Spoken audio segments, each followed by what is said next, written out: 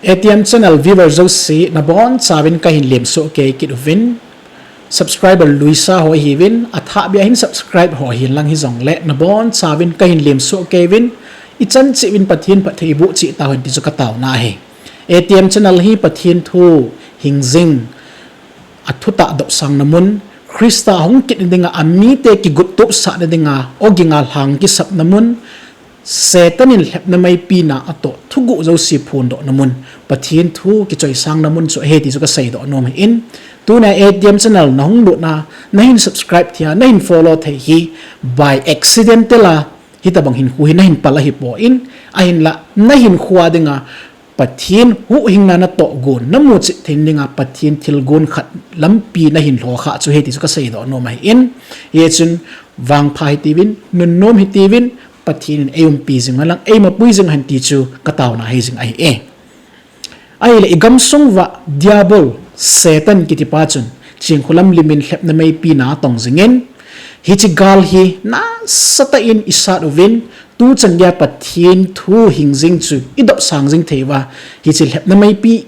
pathin thu zala isa jing thei hui ka tinga hi le ay ho bol thin le ta nai ma cham po in abon chakeya pathin lo pi ki phun na ai jing zalin pathin min jo sang tak i thang wa wen hi chi gali sa na wai mai no khom wa i chal khom wa mel mal lin pen i gam sung wa dinga hitia inam pum piu pui cha veile damun mai dil hut thei khop hil na thila thu hin pulut diabol ching khulam lima ong na pen hi tu na nang le ke mo pu nai nei in hi chi thila na to nai sumol phoding le sat thei chi su ke dinga tu nya hi i bon chaw pathin i ko he ti ko sei do no me ke se ka hi pon i bon chawa mo pu nai nei hi ye chun tu ni in hi chinu ki chip na hi chinu hin na sapa kaose business abola pathin mina kilap ma mitam ta su gen theidan mitam ta sumane gu dan mitam ta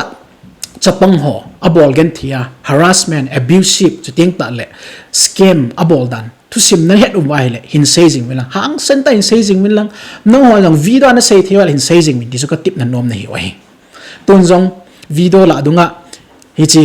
kaose business bol nu chung chang thu hin sei itam zap zap tawin ka ke pa ma jingin ha bolai bol dingu hi tia he anlin aniaw ikilap so kewa hi chi thilana to na a hi ti chu i phon do nge wai le hi chinu hi zum che mul phau che enten azo ting ta le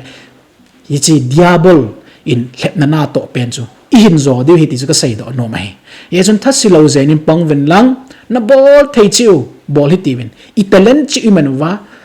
hi chi hlep nangali isa te ding i gamu inam piu hi hu do go te dui tu na inam piu hi mai le government a su chang hi pon Indian government ya su chang hi pon hi tia chu milong tang khul nu ya su changai poi inam pum piu hi chi diabol ching khulam lima hung na kulpi lei tu lai inam pum piu su a changai in hi chimuna kai do thei la hu do thei da pathini bon chaw mo pu nai piu hi ti ka sei do no me ai le hi chi diabol ching khulam lima hung kile ma hlep na mai pi na tong nu hi bol thin tam ta anei ai lila tho jong a thimin bol thu jong a thimin thil zo si hi ama lung dei dia bol do thei mi him khat ai akanom phala kapmin alam nom phat alamin anui nom phala nuin alung han nom phat alung hangin mi sei sit nom phala sei sin hi tia hi alei tu lo hi a hlep ngol de atil ngol de a aman a bol ro si chu inu min thieng chin khulam ati jiwa ama wa choi ninga na do hi ya chu a bol thei lai ta in underground hen lang EPP group hi jong le mi gi le ding mi warning board sa le amang cha thein ai la hi cho ong zum kit phadin tua hi mai changa nei mi mol pen le hasam pena a seizing tibukimlou ho cho a hin mang chakin man chaina hin mang kit in ama chung chang thu sei hoi gau sap ding le a la sit na vet sa ding danin a hin mang kit ta nei aye chu policy za khet ne ma hin a kaose business hu do na te dinga khat ve le video a hin a ki chip na tam ta ho apha chana ki sei zo jing pon aye chu video si mi bai pon ya chu ka Facebook channel la dung ka WhatsApp la dung a jong kata do jingin ama chung chang thu hin se a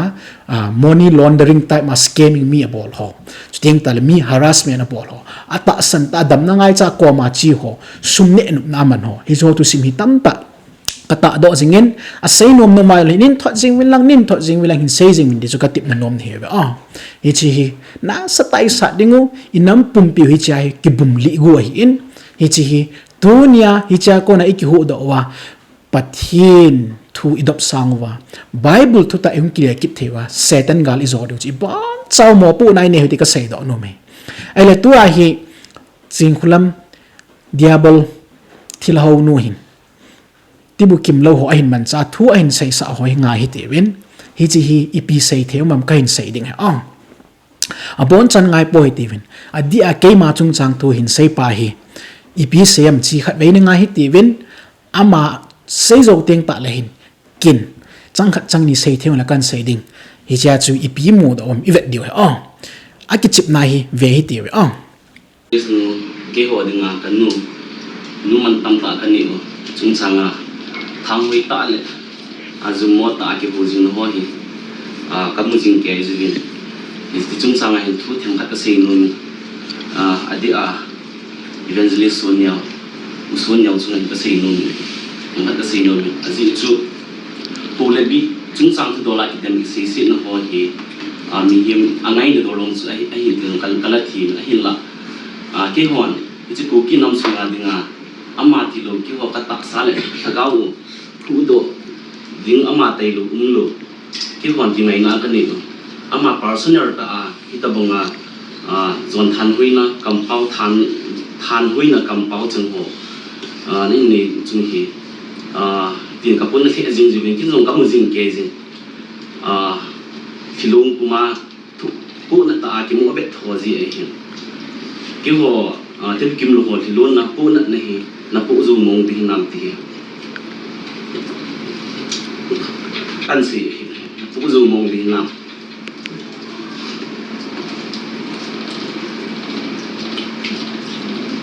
cái dòng ATM chân là gì cái dạo gì này năng chân là lấy ATM chân là cái dạo gì cái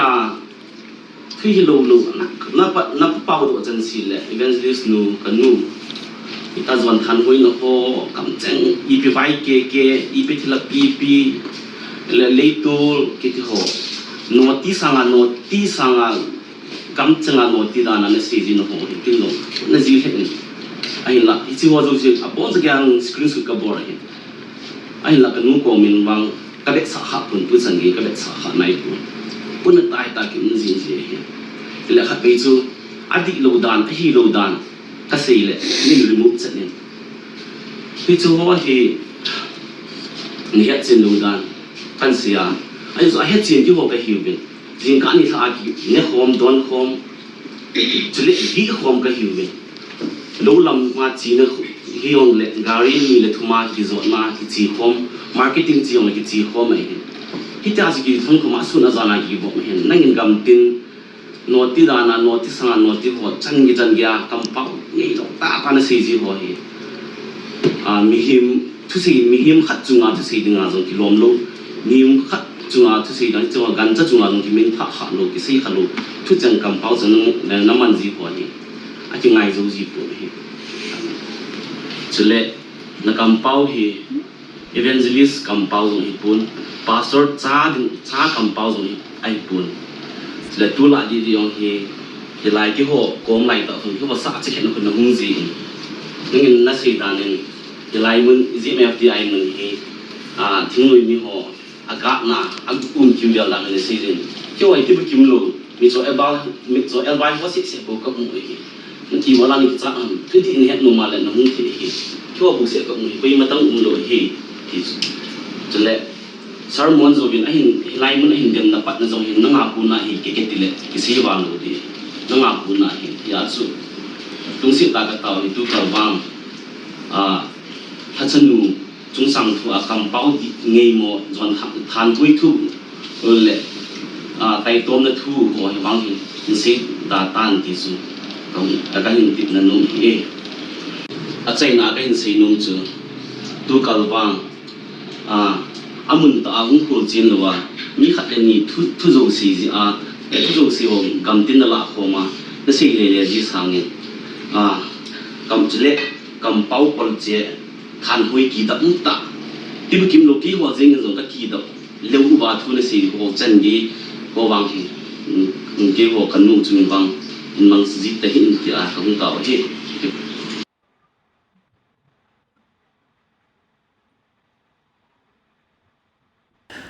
Oleh ki pam mama jing in lung thing ta thun hin seo ne apology cho ka accept mama in trong le nong hoi mi lung thing na hi win trong le nong hoi mo na ima cha na nei poe ti cho mas pen in acknowledge ka bol no min ai la tham khat kin jong clarify kan bol ding pha ta ki cha ngai wen lang na pi nu chu no ti chung nung pen in ka ho we na tin nim khat sei na ding lom lo ta bang liwa ka ho no ho jong na hin sei in ai la tu ne tham khat ka sei nom chu na pi nu hi avela ka sei kit ding hi na pi nu hi no mai chon thang hi ti ki chen ta pathin thun approve a bola hi in ni khat di ka video ang chana vet so ke diu cheng khulam ki ti nu hi gutcha mi chom tul that no mai chon thang hoi suma ki chim mun thieng subu kaose business bola hi dan ki chen ta nong ho nil gol lo hi la ki chen ta pathin thun amirol amu sa in chulen na piru hi mi chon thang mi zum mo pen hi tin hen di mi zum mo pen hi a chu amanu ya lagau ka changi amanu ya ka pieng tha eti ho kampau hi ven cho hi namu a cho hi ham mim ki ho na ding cho ham mim ki ho na ding na pinun e ho na pinu ka ho na chu na ma ke in hi cho hi mim ki ho na ham cho hi vevin cho hi mim ki ho na ham pakai la cha pu ka hi dia nei ta san vai le hi cho hi pakai la cha ki ho na ham vevin pakai la cha za ji hello nei ti vai le ke nei mu sit vai le tu nya no han pakai la cha za ji het vam chi cho hi vetong adang tam na lai chu chi pakai la cha za dan ham pathin tu ing dam sango za dan ham chi hi chu lagau thieng to khom jesu to ka kam chang tan ka ke howe ti nu ya pieng tha ho helong chi cho hi na mu lo na kampol che ji a min he ta su nei ho he na ti kit ham ke ho chumi chon sia nei gel wa thilawa nei gel wa pathin o za theilo nei gel wa hele kion ka sei seu chu kion ka builo no na builo du nang ho pathin to khom jesu krista to akam chang ta ke ho lagau to lấy tu la kizam khom den a sei khom te chun ipi ti da na hi choi na bol ham choi ve mong tong chi mi hem khat ke ho na ham kin na pi noi tai khau kham sei tiu kin na pi noi tai khau kham na pi nu ki ti pathin thu tai tom dan pathin thu tul to chut be dan pathin thu sanga thila thu dap sanga inam pum pyo pui chat ve in su pum pye su ke a mi zau si thil ha le kau sia ngo na hi chỉ chúng mi dùng mô lâu hoya na lạ đỉnh chỉ nuôi kiti hi nuôi khen na vật thấy đinh ana gel đan ham ít cái thầm nào hi politics yan lang hi lệ hát rồi chun hát mô rồi chu ipi lo ta diu be tu na hi ít cái thầm nào hi sa khu tu do le ti chun he in a ki sei sit de mong chu hi tiong na ta sanin ai le tu na pinun thila thu hin dop sanga thila thu ana bum ngolwa kaose na ho sa wa kaose thu seu sina ta san wa pathin thu ki timo mona lu bu wa koi talowa thila thu ngan na thum bu wa ahung lo si sumani a ahung lo si kaose business bol na ne ya hi chinu chu mi zong hi lowa hi chinu chu no ti sanga no ti hi lo al ipi ding am ka ti cho azipa to kom le lagaw in kom thei po tia gulang tanang the thu sa khaw so le lia muntin gam tina wa khom pia azipa sanga chance pitam jo thei ki ti chu no ti nu mai chon phang hi lo le pi dam ka ti cho naw te sei mo mong teu chi ya chu tu nya hi nong hon na hin seu chu thil pha hi ain la chi ki het win na pi nu hi tu lai ta akul pi ki thinga azum nan van a hol hi in a bol loading a sei loading a seya mun thieng khana pathin to ki hoda na ki gel nun kam chang ke loading thil tam ta ke ta ya chu tuai azum nai van to ki hola azum be se pha na hi azum mu nai nang hol kai lu than nga tu nya hi cameran ka mano thu nan sei sa chun he na ba ama ku khu en lai tong hi na pi nu hi mi zon chi lung thim ki chim ta thil han aman cha mil ham mai mai amu chin thailo lung thim vop nu hi chu nang ho pathin thwa ki bul phu lo na pi nu ki chip nai piti ne het tiu na pinu nuya chu nong hon ku ki nam pum pia ma bu ki ho ka ta sa la kal hagaw ai hu do ama bu na ti hilau chu na pinu in setan sungkul ana he no me to ai hi zo cho ki hon tuai ka hu do nu moi chu lung kham hi tang hi jina pi nu hi mang thai ke han lang athil ho na ki su sar rong le nang ho thiding ki ye tang ki ho kom nau chu ka vet diu nei chu ki ho mi chon hi ham lam zo thelo ni ham ipi ni ham jong le ni het diu khat chu dam mon yo si hi chlai mun aki bol dam the na tiwa na ki choi sang ipi ja no ho na su dam thelo hi chi thila pi chun ipi je in nang ho chu chlai mun a chu om sa gme de mai changa na nei wa man sum no pa ki lo chu tu la hong wala ho cheng khat cheng ni ho na ho na wa chen he na pi nu sa na ho sa ni hu chu tu na building a tun do ho ain maya leitul smart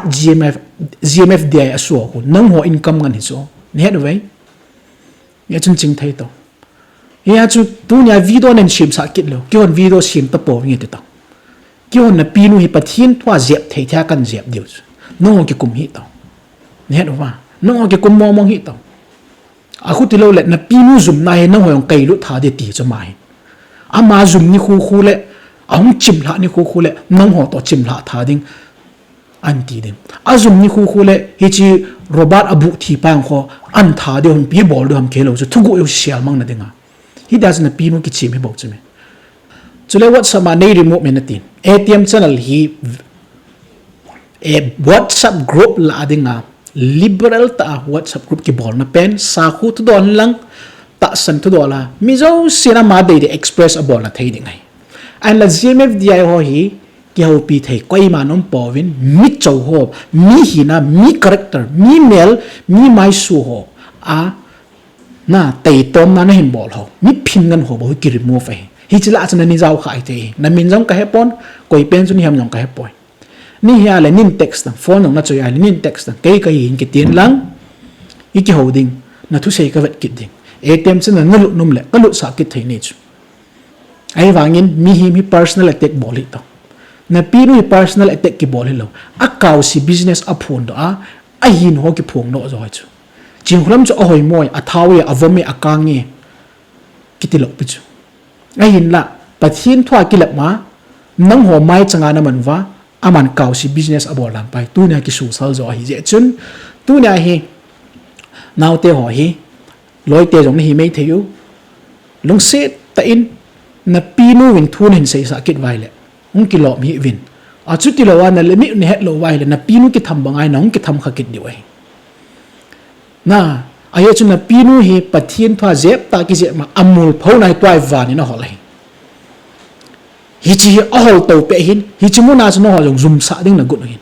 ke hon wang no ho ka ngai lo win ama ka ho na chan chan wa no ho kai na ho lo mai the ni hi wa he ye chu hai ta ke chan hian hi ti win gmfdi income lu zo si ko nang ho je in nang ho ading gan in an la ama sum di ba ki hetna hi ta ko all ka pe nga vanu ya chawa